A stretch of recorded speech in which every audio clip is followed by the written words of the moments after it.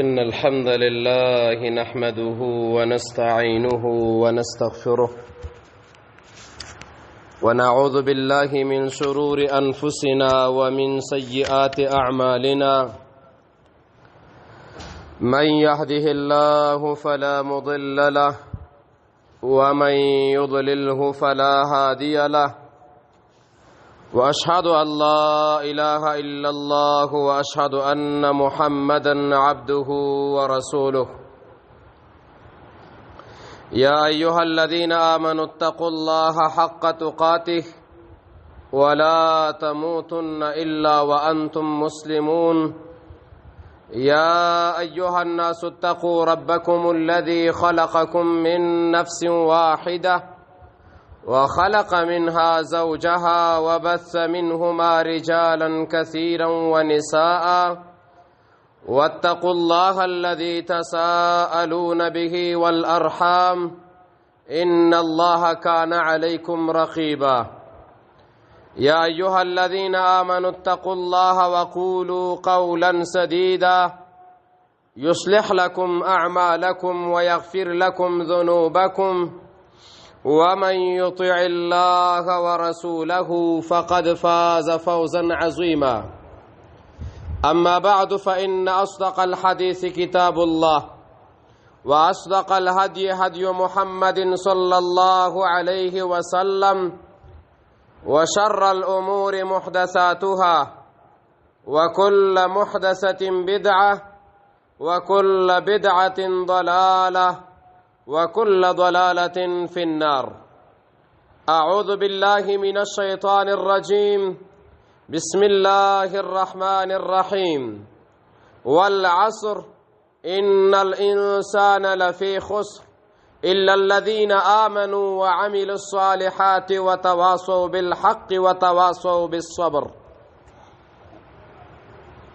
مؤمنان ورونو د الله رب العالمین په نعمتونو کې په خپل بنده باندې یو عظیم او قیمتي نعمت داسې نعمت چې انسانان په دې کې غافل دي او د خیال او فکر نه کوي. د الله د دې نعمت د ضیاع د وجې نه انسانانو ځان ضایع کړلو، خپل آخرت یې ضایع کړلو او ډیر شه خلک پویا او ناپویا په دې ضیاع کې او په دې تاوان کې مصروف دي. یو د هغه نعمتونو د الله رب العالمین نه چې په دې خپل بندگانو یې کړی دی من اکبر نعم الله سبحانه تبارک وتعالى على عبده، هغه یو وخت دی فراغت او صحت دی چې الله رب العالمین انسانانو له وخت ورکړی دی او ډیر انسانان داسې دي چې دیو د دې وخت نه فایده نه اخلي، د الله رب العالمین بندگی پکې نه کوي، د معصیت او د ګناه نه ناوړي، دا وخت نه د آخرت د پاره استعمالوي او نه د دنیا د پاره استعمالوي، بس عبس په له لعب کې په ټوکو ټقالو کې دا وخت تیر شلو. الله رب العالمین په قرآن کې او په اسلام کې وخت ډیر اهمیت لري، لکه والعصر الله په وخت باندې قسم کړی، وخت د مازیګر باندې، والضحى واللیل اذا سجى الله رب العالمین قسم کړی دی په ساخت باندې، په شپه باندې، واللیل اذا یغشى والنهار اذا تجلى. په دې ټولو آیاتونو کې اهمیت د وخت ذکر دی چې وخت د الله رب العالمین ډیر عظیم او قیامتي نعمت دی. د دې وجنه نبی صلی الله علیه وسلم د وخت د قدر و قیمت مکانت الوقت په اعتبار فرمایلی دي. عبد الله ابن عباس فرمایي وی نبی صلی الله علیه وسلم فرمایلا نعمتان مغبون فيهما كثير من الناس الصحة والفراغ. دو نعمتونه دي ډیر عظیم الشان او کمالی نعمتونه دي، مغبون فيهما كثير من الناس، ډیر د خلکونه په دې نعمتونو کې تاوانیان دي او تاوان یې کړی دی او د دې وخت نه ګټه نه ده اخیستلې. یو د هغه نعمت نه الصحت، روغواله، صحت، د بدن مریضتیا نه، بدن چوسو چابک دی، ځواني ده، بدن کې فشار نشته دی، شکر نشته دی، د زړه تکلیف نشته، په سترګو کې کمواله، په غوږ کې نه اورېدله، د ژبې لکنت او چاړهوالی نشته دی، او د هر څه دي برابر دي. یو د الله دا عظیم نعمت دی چې ډېرو ځوانانو ته وګورئ دا ته څنګه تېرېږي. والفراغ، او دویم نعمت د الله په نعمتونو کې چې انسانان په تاوان کې پکې مصروفه دي، هغه وزګارتیا ده. ته فارغه ناست دي او مصروفتیا دې نشته دی، نو تعالی په کار دی چې اسې وخت تېر نه کړي ګوره، بلکې دا وخت د الله رب العالمین په بندګۍ کې تېر کړي، په تلاوت کې، په روجو کې، په نفلونو کې، د مسلمان په ملاقات کې، د مسلمان په خدمت کې، او که چېرته دینی چارې نشي سنبالولی، ځان له دنیوي کار کې مصروفه کا، مزدوري کوه، دیاړي کوه، کاروبار کوه، حلال کوه او خپل بچي ساته، ځان د فقر او د سوال نه بچ کا او د بل فقیر او مسکین سره مدد وکا. اسې عبس وختونه مه تېروه. نو مؤمنانو ورونو، وخت الله رب العالمین هغه عظیم نعمت دی چې د الله نبی هم فرمایلی دي چې نعمتان مغبون فیهما کثیر من الناس. کثیر من الناس کی اشاره دی ته ده چې الله په چا باندې رحم ونه کي، د چا سره د الله مدد نه وي. څوک چې الله رب العالمین روا نړی دی وختونو استعمال ته او د روغوالي او د صحت نه ګټه اخیستلو ته، نو بیا اسې خلک دا وختونه تباه کوي. او زمونږ ستاسو د معاشره کې شته دی، انسان به روغ رمټ وي، وخت به ورسره وي، نو چې کله د جمعې شپې اوږدې وي نو دا وخت په قصو کې تېروي، دا په فیسبوکونو کې تېروي، دا په عبث سریالونو کتلو کې تېروي، دا د شپې یو اجره کې او په بله اجره کې په بړق بړق خندا باندې او په لډوګانو باندې په دې باندې تېروي. او چې کله ورځې اوږدې شي او شپې لنډې شي، بیا زموږ وختونه په خوب باندې تېرېږي. ډېر خلک داسې دي چې ستا ورسره کار وي نو سهار به د 10 بجو نه مخکې ورته زنګ نه وهي. ډېر داسې خلک دي، ډېر داسې خلک دی ماسپښین وده شي، ماښام را پاڅېږي، بیا د شپې مصروفتیا ده،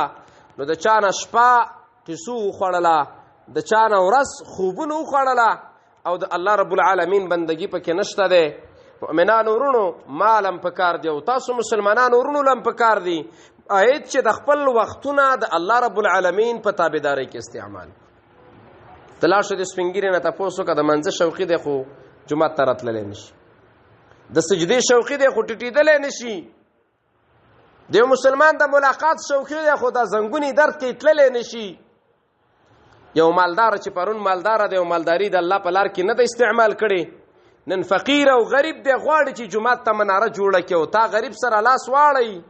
خو مال نشته دی کنه، مال نشته. نو مؤمنانو ورونو باید چې صحت، روغواله، بدن د الله رب العالمین په اوامرو کې د امتثال او د منلو په طریقه باندې تیر کو، د الله رب العالمین د نواهیو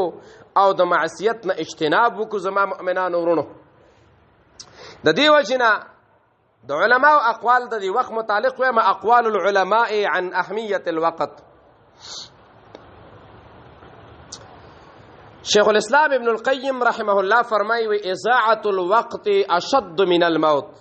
لأن اضاعة الوقت تقطعك عن الله والدار الآخرة، والموت يقطعك عن الدنيا واهلها. ورونو، مرګ منګ او تاسو ډېر یو تاواني شیخ کار کیږي او مصیبتناک شی دی. خلک هم جاړي او څوک قبرونه کوي او څوک د میلمه په غم کې دي، او ښځه کونډه شي او بچیان یتیمان شي او قرضونه ورک شي او قرضداري دي سر ته ولاړ دي. یقینا چې دا مرګ ډېر امتحان دی او دروند شی دی. خو شیخ الاسلام ابن قیم رحمه الله فرمایي وای د مرګ نم درته دروند کار وخیم، هغه دا ده چې تا نه وخت اسې پالتو روان دی، نه د الله دپاره استعمالیږي، نه د خپل حلال رزق د ګټلو دپاره استعمالیږي. کله په قصو کې او کله په خوبونو کې، کله پردي میچونه کتل او کله خپل میچونه کول، کله یو خوا تلله او کله بل خوا تلله، د سیند غاړو د نه وخت وخوړلو، د تلیفون شیشې در نه وخت وخوړلو. وی د مرګ نه وخت ضایع کول دا ډیر دروند غم دی د مرګ نه. څنګه وی ځکه لأن اضاعة الوقت تقطعك عن الله والدار الآخرة. دا وخت چې ضایع کیږي دا ځکه خطري شی دی چې یو تا د الله سره ستا تعلق قطع کی قطعه، ته لګی ستا دا وخت تیریږي په څه کې؟ په سریالونو کتلو کې، لډوګانو کې، کرکټونو کې، سیند په غاړو باندې، په غیبتونو کې، بس الته لاړ شه دلته لاړ شه هلته ود شه دلته قصې کوه. ته وګوره د الله رب العالمین نه ته د وخت جدا کړلې جدا.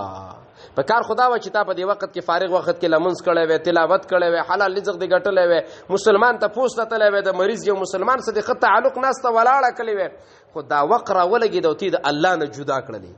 مرګ تا د مور پلار او بچو نه جدا کوي خو د الله نه جدا کولی نشي که نه. دویم دا وخت چې دی نو ودار الاخره تا د آخرت نه جدا کوي. آخرت نه مطلب جنت دی. یو انسان وخت په عبثیاتو کې تیریږي، یو انسان د الله تابعداري نه کوي، یو انسان په غیبت کې مبتلا دی، په حرامو کې مبتلا دی، د مسلمان په قتل کې مبتلا دی، په غلا کې مبتلا دی، دا وخت را لګیږي او تا د جنت نه لري باسي. او هر چې مرګ دی نو بس نفس دنیا به د نه پاتې شي، خپلوان به د نه پاتې شي. نو تاسو وګورئ دا عالم د سره د وخت قدر دی، ځکه دا خبره کوي چې وخت ډیر تاوان لري د انسان د مرګ په نسبت باندې. خو موږ ته مرګ دروند ښکاره کېږي او د وخت ضایع کول راته اسم نه ښکاره کېږي. چا نه چاته پوس کړی ستا چاکو څنګه دی وایي ګني کې هی دی او په مولۍ کې وا دی. موږ او ستاسو وخت ضایع کولو کې ډیر تکړه یو لیکن وخت استعمالولو کې ډیر کمزور یو. زما مؤمنانو ورونو دا نقصان ما کې دی، زما ډیر ورونو کې دی. وړي کې وخت سوري کې تیر کاو، جمعې کې وخت نور ته تیر کا، وړي کې د سین غاړې ته تیر کاو، په جمعې کې چې تپاسه او بار یخته بس صادر واچو څملا الکه ورځ څنګه ویره ډیر خپیتاوي منن وکړو الکه ستا ورځ څنګه بس الله مزيدي بس فراختیان دي رزقونه ډیر دي. سار چې ود شو نو دغه لسنی می ورس دولس بجې را پاسي بیا د یو چکر لټور ته لاړ شو مازیګر سي چکر ولګو بیا راځو. الله د پاره تلاوت څومره دی، لمون څومره دی، صدقه څومره ده، مسلمان سره همکاري څومره ده، د یو غریب سره لاس اړونه څومره دی. ولا دي شي کې خلک کمزوري ګوره مولوی سي مینان ورونو. وخت ګوره موږ د الله سره جدا کوي او مرګ موږ د دنیا سره جدا کوي او د الله رب العالمین نه په جدا کېدو کې تاوان دی او د دنیا نه ټول خلک روان دي. ګوره دلته څوک هم پاتې کېدونکی نشته. دقه شیخ الاسلام ابن قیم رحمه الله فرمایي انسان نه ډېر شی نه ضایع شي، پیسې دې نه خراب شي ورکې شو، پټې دې کرلی او ډېر خصمانه دې ولا ونه کړله، فصل له کمزوری شو، غوا دې اخیستې وه لاس دې پې ټینګ سست کړله خرابه شو در نه. نو ګوره غوا ضایع شوه، پټې ضایع شو، روپۍ ضایع شوي. دا دومره تاوان نه لري، تاوان دی خو دومره نه دی بلکې د ټولو نه غټ تاوان چې دی نو هغه وخت ضایع کول دي. فرمایي اعظم هذه الاضاعات اضاعتان هما اصل كل اضاعه اضاعه القلب و اضاعه الوقت. ډیر شي نه دنیا کې ضایع کیږي او سړی ته تاوان راځي. خدا دومره غټه خبره نه ده، د ټولو تاوانونو سر په دوو تاوانونو کې دی. یو تاوان دا چې د انسان زړه ضایع شي. دا زما زړه ته وګوره، د خپل زړه ته وګوره. موږ سره یو میسج چې په دې ټلیفون کې کړنګ وکي نو که په منځ کې معجله کو چې دا واورو، خو میسج الله قرآن را لګل غنا ورونه وایو. که یو سړی ډیر مهم دی ټلیفون کې راواړ او چاره ته واتس اپ کې میسج کړی هغه مدي غوږ ته نیولې وي زما خبره واوره وي صبر وکړه دا میسج اورم بیا خبرې کوو. خیال دشته دی کومنګ ته څوک د منځ په وخت کې چې لږ بار ته راوځه څادر ټکو سي د بهر ته ځو. ځان تم دا خبره کوم تاسو مسلمانانو ورونو ته هم کومه، یعنی زمنګ زړه ضایع دی، د الله سره تعلق نشته دی، د الله د لپاره خفګان نه کوي، د الله رب العالمین په دین باندې خوشحالي نه کوي. بد زړه مو 24 غنټې حسد کې، کینه کې، مال کوټه، یو بنگلا، دو بنگلي، یو ځای کور بل ځای کور، یو روپۍ او 10 روپۍ په دې کې مبتلا دی. بس توبه نشته، استغفار نشته، الله سره تعلق نشته دی، د الله د لپاره خفګان، د الله د لپاره خوشحالي نشته. او دویم نمبر و اضاعت الوقت، د ټولو تاوانونو نه لوی تاوان په دې کې دی چې د انسان وخت ضایع شي او دا عبث تیر شي. شیخ الاسلام العلامه العثیمین رحمه الله د ډیره ناشنا خبره کړې ده او فرمای اعز مال الانسان عمره، د انسان په مال کې او په سرمایه کې او د ګټو په شیانو کې د ټولو نه قیمتي سرمایه او قیمتي شی هغه عمر د انسان دی. په دې باندې دا واړه نه پوهېږي، دا غټ پې پوهېږي. که تعالی الله څه کال عمر درکړی، وعلیکم السلام، یو کار دې وکړلو نو کاره پورې چې الله عمر درکړي 10 کاره به نور وکړي. فکر دشته که نه؟ د دې خپل بچي تربیت به کله وکړي چې ته خو ورته ژوندی که نه؟ دا کور به کله جوړ کړي چې ته خو ژوندی که نه؟ توبه به کله وباسي چې لږ عمر خو راشي، فکر خو څه پیدا شي که نه؟ نو د انسان په ټولو مالونو کې اعز مال الانسان عمره، د انسان عمر ډیر عزتمند دی، ډیر قیمتي دی، ډیر کمالي دی. والعجب خو ناشنا خبره دا ده چې ان العمر هو ارخص ما يهتم به الانسان. انسان ته دا ژوند ډیر ارزان غونډه ښکارا کیږي، عبس غونډه ورته ښکارا کیږي، دا ژوند ورته سره سرمایه نه ښکارا کیږي، دا ژوند ورته سره قیمتي نه ښکارا کیږي. څنګه فتجده يبخل بالدرهم والدينار ولكنه لا يبخل بالساعات الكثير التي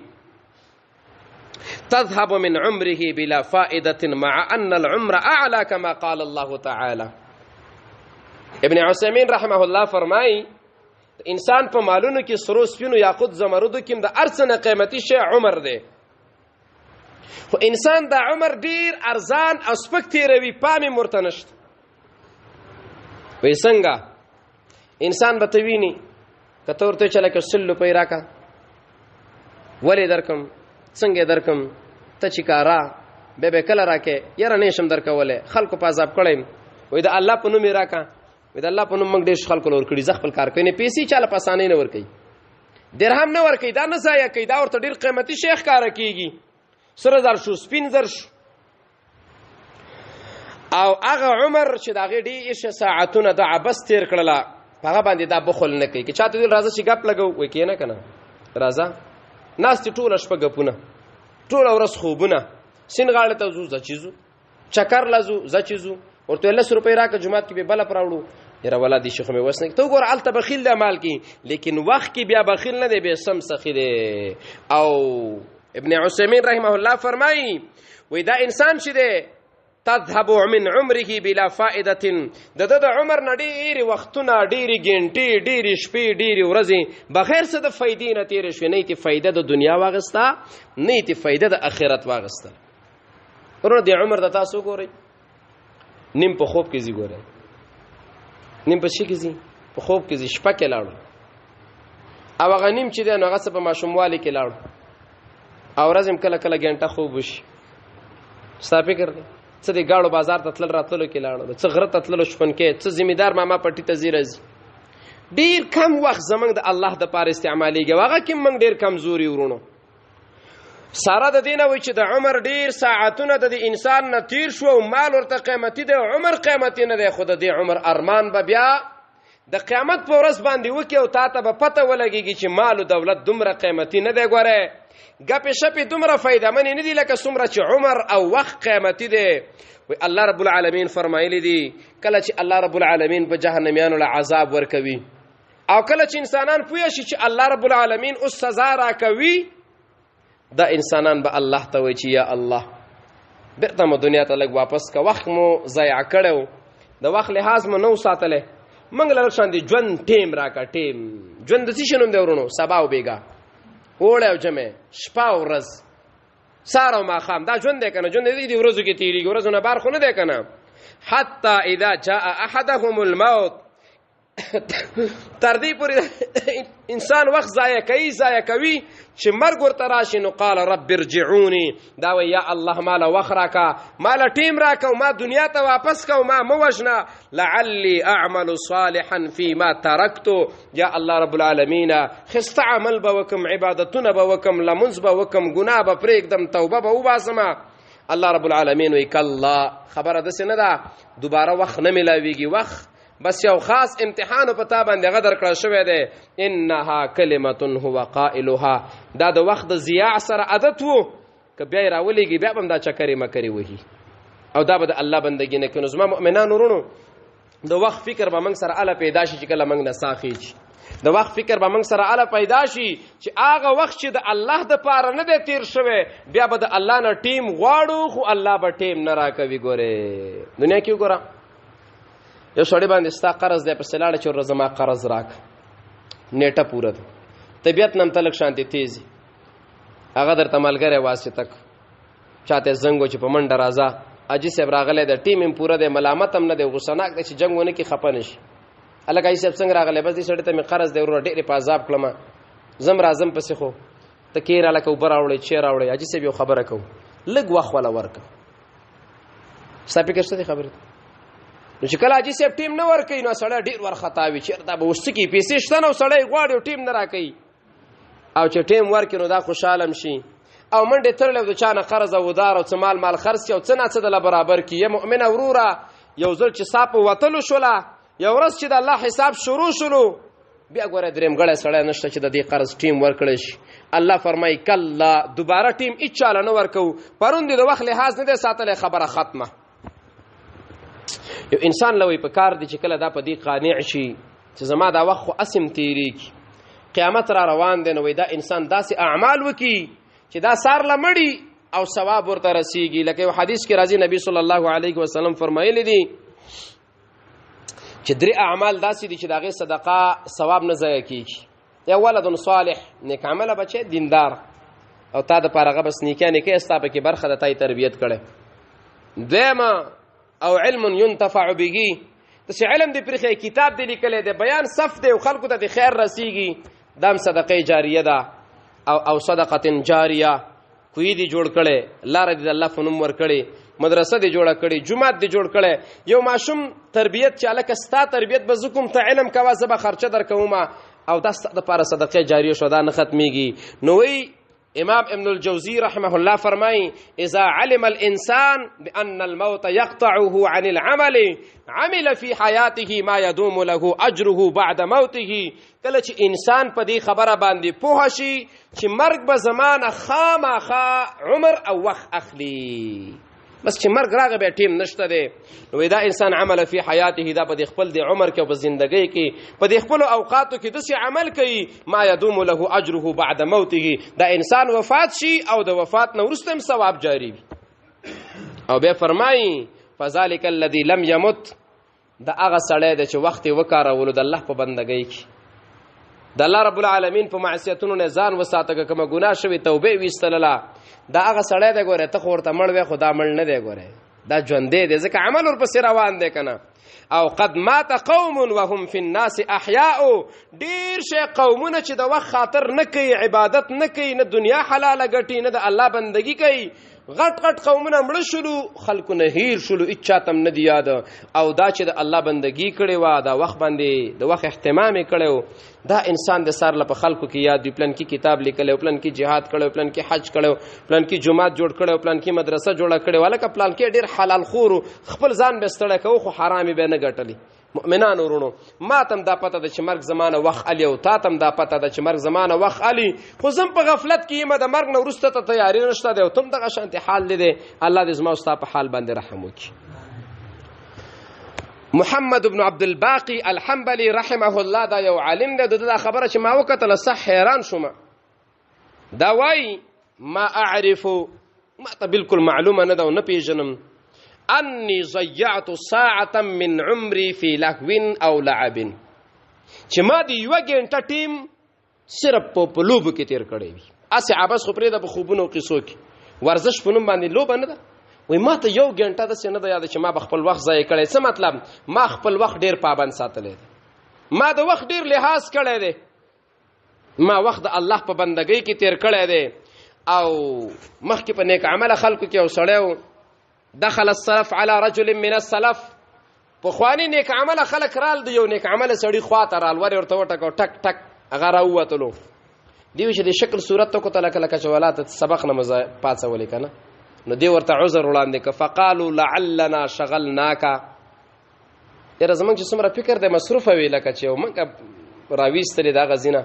او د کار نه مو ویستلې فقال اصدقکم او زه ستاسو تصدیق کومه تاسو صحیح وی زه مشغول ومه كنت اقرأ ما قرآن لستلو نو فتركت القراءة لاجلكم تاسو ور وټکو زه د ملمه په خاطر باندې راووتم کنه زه اسې نه کینم او د کیږم نه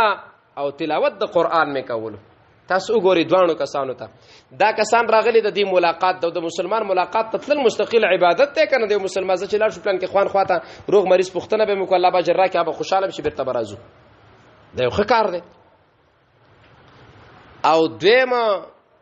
دا سړی د قرآن تلاوت کینو د ملمه مخې ته وتل خو نبی صلی الله علیه وسلم فرمای من کان یؤمن بالله والیوم الاخر فلیکرم ضیفه مسلمان چې څوک وي د ملمه قدر دی وکي نو خدا د ملمه غټ قدر د چې بار ته وځي کړي خو سره دا غینا دیو د وخت ضیاع دي ته وای چې تاسو په ما باندې وخت ضایع کړلو زما ترتیب مو خراب کړو ما خو تلاوت کولو قرآن سره مې تعلق او په دې کې د سلف د قرآن سره غ تعلق معلومیږي. د مخکینی علماو به یو بل ته ویله نیک عمله خلکو یو نیک عمله عالم به او دیندار سړی به او دغه به ملګري او شاګردان به و نو چې کله به دا مجلس ختم شو نو دوی ته به یو نصیحت کولو څه به ورته ویله ووصى بعض السلف اصحابه بعض نیک عملو به د خپلو شاګردانو مقتدیانو کلیوالو ته ویله اذا خرجتم من عندي فتفرقوا الکانو مجلس ختم شو کله چې تاسو بهر ته وځئ نو ځان لځئ یو ځای مه ځئ څنګه ځئ ځان له ولې لعل احدكم يقرأ القرآن في طريقه کې دې شي په تاسو کې سړی په دې لار ځي خپل تلاوت کوي ماما تاسو سره لاس په لاس کې ورکړه غپ سره لګي نو خو د تلاوت نه دی وستو نو ځان لځي په دې لار باندې تلاوت کوي ذکر کوي د الله بندگی کوي و متجتمعتم تحدثتم او کله چې یو ځای بیا خبرې کوي نو خدای دې چې تاسو ځان لاړ شي څه مطلب دا وخت قیمتي کوي دا په عبس غفونو باندې مته راوي دا په خنداګانو مته راوي دا په غیبت باندې مته راوي دا وخت د قران په تلاوت باندې څومره کمالي خلکو لعل احدکم يقرأ القرآن في طريقه کې دې شو ملګری به تلاوت کوي ته به ټیم ځای کې او یادا چې ځان لاړ شي د دې لپاره چې پتا سو کې ملګری سوي کې تلاوت کوي ولې کې یو ځای بیا به تاسو غفونه لګوي د دینه معلومه دا شو چې سړی په نسته ولاړه باندې په هر حالت کې چې دین الله رب العالمین ذکر وکي مخکینی علماو چې هغه ته د وخت قیمت معلومه چې وخت ډیر عزتمن شی دی نو راوله کېدل او د خپل وخت تقسیم کړو لقد بلغ من حرص السلف على اوقاتهم ان قسموا ليلهم الى 3 اجزاء مخکینی علما او تا سلف او تا نیک عمل خلکو ته د وخت قدر معلوم شوی چې دا ډیر قیمتي شی دی چې لاړ به نه واپس کیږي نو د خپل شپه نه د شپه درې برخه تقسیم کړي و ناشنا حالت دي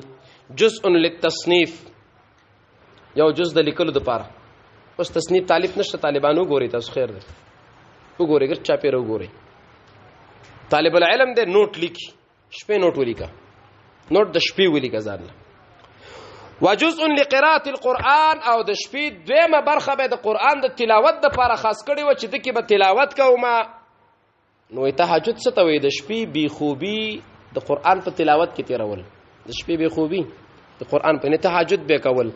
وجزء للنوم او یو حساب د شپې د خوب د لپاره تیروله کما را تاسو کې زه په خوب بیخي مول نشو کما ته تاسو ارزان څه شه دی ما سره وخت ارزان شه دی کته غب د لپاره وې ز تابعدار مرزه چې تیریو که چکر وېزه چې لاړ شو که خنداګانې وېزه چې تیری کو منان ورونو په دې درې خبرو کې خاص کر علماء کرام ته او تعلیم افته خلکو ته او هغه څوک چې بچیان سبق وایي ورونو منګه او تاسو بچیان د کور نه وباسو د مکتب او د مدرسې په نوم باندې خو کتابچې نه ګورو استاد نمبر راستنشته چې السلام علیکم سر معلم صاحب څنګه یې زما د بچنګیان درځي او د تاسو نه مننه تاسو ورته وخت ورکوي او ټیم ورکوي یا زما دا بچنګي درغلې کنه دي ها په یو وخت کې موږ بیا تکړه یو 15 شپږ وکاله مخکې دی ولی سر ته کوشم یو استاد را روان دی بل سړی ورته و چې زبده وسم کوم زبده دسې کوم ولی د مکتب کې زما زویواله هغه زوی زو سینم نصر نسی په شین سین کې نصر نسی شین سین کې ورونو د مدرسې استاد دی د مکتب استاد دی استاد بچی د سوګ یو بل تعلیم تربیت ورکی کاروبار ورته یادی دی استاد سره الکشن ته ناستا ولاړه وکا نو د علماو د پاره او دغه شان دي د طالب العلمانو د پاره او د تعلیم افته خلکو د پاره چې د خپل ورخ د شپه تقسیم کی نصف یو حصہ د تصنیف طالب د پاره دویمه حصہ د قراءه القرآن لمستهجد د پاره او دریمه حصہ د خپل خوب د پاره دا علما چې دی د شپې تقسیم کړي یو امام محمد ابن محمد الحجاج دویم نمبر امام القاسم ابن سلام امام شافعی رحمه الله او عمرو ابن دینار رحمهم الله تعالی اجمعین دا د علماء د امت کې چې ټول خلک د علم نه استفاده کوي خو دیو د خپل وخت په دې طریقه باندې تیر کړو خلیل ابن احمد رحمه الله یو عالم دی او دغه خبره او ادم محمد ابن عبد الباقی خبره ماته ډیره ناشنا ښکارا کیږي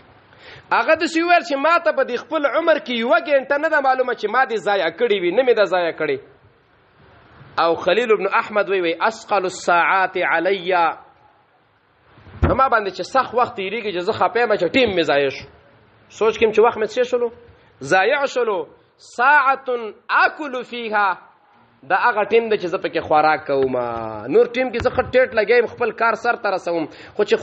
خوراک ته کینم نو دا د خوراک په وخت کې چې کم ټیم تیریږي دا ماته تاوان ښکاره کېږي. کاش چې مې مړۍ نه وی خوړلی او نور څه عبادت مې پکې کړی وی. سره د دې نه مړۍ د عبادت دپاره د الله د نعمتونو د شکرې دپاره دا هم عبادت دی که نو زما مؤمنانو ورونو باید چې موږ او تاسو د دې مشرانو د دې علماو د دې سلفو د دې اقوالو نه استفاده وکړو، د دې خپل وخت ډیر لحاظ وساتو. عبدالله بن مسعود فرمایي رضی الله تعالی عنه ما ندمت على شيء ندمي على يوم غربت شمسه نقص فيه اجلي ولم يزدد فيه عملي. ما ندمت على شيء زمانه روپۍ ملاړ شي پټیم کله کله خراب شي ګډه بيزم خراب شي بچو سم لانجې راشي نه خپه کېږم په لړ میدان وي چې هاي ضایع شو روپۍ خراب شي داړي ورانه شو نه زه چې خپه کېږم على يوم په داسې ورځ ډیر خپه کېږم چې غربت شمسه نورې پناشي نو زه هم نقص فيه اجلي. وعليكم السلام. زما په عمر کې یو ورځ کم شول او دا کوم څه چې را روان دي غله ما څه نه دي کړي دا به څه کېږي. ولم يزدد فيه عملي او ما لا تر اوسه پورې په دې کې زما عمل نه دی زیات کړی شوی. ورځ تیره شوه او ما نیک عمل ونه کړو دا مې ډېر خفه کوي او په دې پښیمانه یم چې ولې وخت ضایع شولو. دا پرېږده د عمر رضی الله عنه دې قول ته لږ سوچ کوئ. ناشنا خلک وخه ډېر ناشنا خلک زما دې په الله قسم زموږ په وخت کې سړیتوب موږ دوه شیونو له راوستې یو د خولې خبرو او دویم جامون. الله دې موږ عملي سم کړي. عمل ډېر مزیدار شی دی د خولې په خبرو نه کېږي ورونو عمل ډېر مهم شی دی. عمر بن الخطاب څه ناشنا کار کړی ګوره ورته خبرې ته غوږ کېده. واذا غربت الشمس ضرب قدميه بالدره کله چې به مازدیګر نور پرېوتو عمر رضی الله تعالی عنه بسې وړه شانتې لخته وه نرۍ غوندې په ده به د خپلې خپې داسې والې ټک وقال او بیا به د خپلو خپو ته ویله وعلیکم السلام ورحمة الله یا نفسي ای زما بدنه ای زما جسمه ای زما زړه او زما اعضاو هذا يوم غربت شمسه دا خو ورځ وه تېره شوله ماذا عملت اليوم نن دې څه عمل کړی د الله دپاره شا به وایه د خپله به ټک ورکړه وایه شا به څه دې کړي دي. ماذا قدمت لغدین قیامت دپاره دې څه شی ولېږلله ويحاسب نفسه وایسته به ناسو او د دې خپل وجود څه به دا حساب کولو چې تا نن کوم عمل کړی تا قیامت له څه کړي تا د الله کومه بندګي کړې ته د کومې ګناه نه اوښتې تا په کومه ګناه توبه ایستلې تا لمونځ کړی تا تلاوت کړی تا مسلمان ته سلام کړی تا یو مسلمان معاف کړی تا چا څه ګزاره کړې ده. الله اکبر. هغه خلک نبی صلی الله علیه وسلم په احد کې روان دی غر د نبی صلی الله علیه وسلم د احترام د وجه نه وخوځېدو رسول الله داسې وایي مه خوځېږه عمر را سره دی مه خوځېږه دومره قیمتي انسان. هغه عمر چې الله رب العالمین اسمان کې د هغې په خوښه باندې وحی را لیږي شراب د هغه په خوښه باندې الله حرام کړي دي ستر پرده د هغه په خوښه باندې الله را لیږلې ده. هغه عمر ناست دی او دا خپو دا ګوتې وږي او ورته وایي شا به وایه کوم عمل دې کړی قیامت له دې څه لیږلي دي او زه لګیم کریمونه ګورم چې زما د خپو دا سرونه داسې تازه تازه سپین سپین ښکاره شي.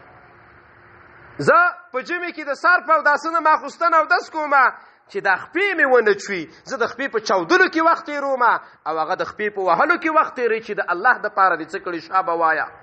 څومره ناشنا خلکو رضی الله تعالی عنهم اجمعین. او یو متل دی د عربۍ وی الوقت صیف کالصیف ان لم تقطعه قطعک. د وخت مثال چې دغه د تورې دی که توره د استعمال کړه په دشمن باندې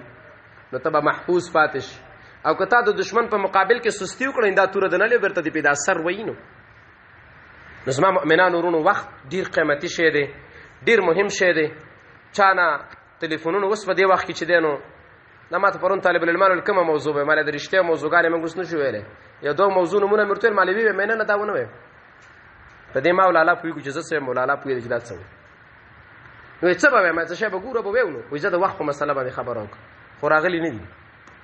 راځي دره نه دي طالبان وخت مه ضایع کوئ چکر یې مه وهئ بس مازدیګر وروسته په چکر باندې څه کوې شیخ محترم مخکې راځه ځای ورکړه طالب العلم سار چې مدرسې له رالې وعلیکم السلام دا د چکر شلو مسبخین نه وروسته یا لږ د خوب ترتیب یا تکرار وکئ مازدیګر نه وروسته تکرار وکئ ماښام نه وروسته سبقونه وګورئ شپې لږ تهجد وکئ لږ نوټ ولیکئ وخت سره ډېر خیال کوئ او یو دوه حدیثونه به د محمد صلی الله علیه وسلم یوم مخکې ویلو چې نعمتان مغبون فيهما كثير من الناس الصحه والفراغ د الله دو عظیم نعمتونه دي چې ډېر خلق په کې تاوانیان دي یو روغ بدن چې د بدن نه خلق استفاده ونه کړله د الله په طاعاتو کې او دویم چې دغه وخت د فراغت چا د وخت نه استفاده ونه کړله نبی صلی الله علیه وسلم فرمای اغتنم خمسا قبل خمس پنځه کارونه ګټه وګڼه ګټه غنیمت فایده منو غنا مخکې د 15 نه یو شبابک قبل حرمک ځواني ډیر خشه ده ګوره بوډا سره لکینه بابا څنګه چل دی ځواني څه شی وي بچیا ځواني هغه شی سړی بنې غروانو سترګې می کار نه کوي مزغونه می خبره وزي قار غوسه راځي زنګانان می خوګيږي په ملا می درد په لوړه نشم خته پیټه نشم وړله سامي بند کیږي دړوال می بندې فشار ده شکر ده بابا الله دې ټول مرزونه روح دا د ځواني قصه ځوانه ته په نه خبردار لګ د سپینګری نه پښتنه وک دیم وصحتک قبل سقمک صحت دا د الله نعمت دی او غنیمت وګڼه مخکې د مریضتیانه لا شي لګ د هسپتالونو کې ګرځي د چا خپل نشته د چا سترګې نشته دی